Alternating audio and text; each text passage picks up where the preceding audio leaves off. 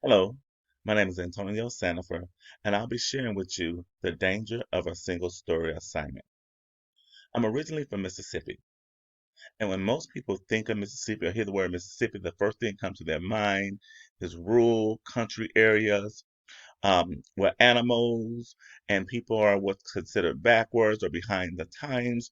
And for an African American young boy growing up in that type of environment, it was very difficult, it was very stereotypical. Growing up in my communities, for example, it was a working class community where everyone just basically typically got up every day. They worked their 9 to 5 or whatever they could work to try to provide for their families, to have income coming in.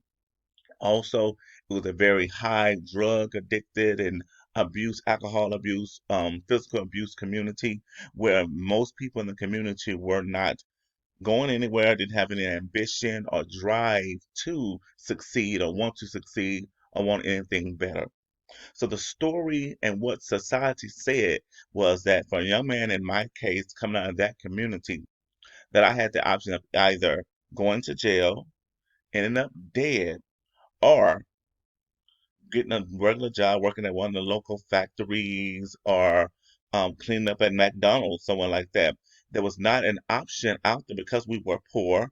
There was not an option for us to even consider going off to college and getting a career. Plus, there was no one in my community that I knew of, the doctors or lawyers, or we had maybe one school teacher. So it wasn't those, there was not the opportunities available to myself. So the single story that I share with you all was that I was supposed to be a product of that type of community. I recall growing up that somehow, some way, I had this ambition that I wanted to become a lawyer.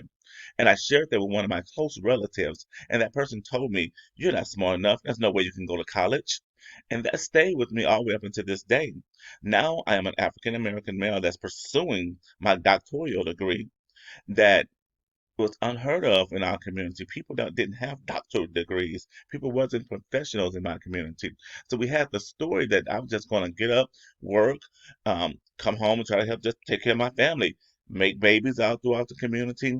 There are several um, single stories like that in my community. And today, as I look back over my childhood and my friends who I grew up with, I am one of the very, very few that did succeed and leave that type of environment. Many of them are in jail. I do have a few that are dead, and most of them are just working a regular 9 to 5 job trying to get by. I also want to share about my current job. I work as a education director for the Native American tribe here in Washington State. And I had a single story ideal about those individual people because of the only thing that I ever heard or knew about Native Americans is what I saw on TV, which was considered them as savages people who rode with horses, who lived in teepees, and did not have the knowledge. And then when I moved to Washington State, I learned that they had casinos, but I didn't know very much about them. So as I began to work for these people, I had a culture shock to find out that they are people just like we are, that live in houses, not TPs, that go to work every day, work normal jobs within their community or outside in other communities to help their community succeed. So the single story that I had about my individual life and the individual and the Native American people has totally changed my perspective that doesn't matter how you begin, your story can always end differently.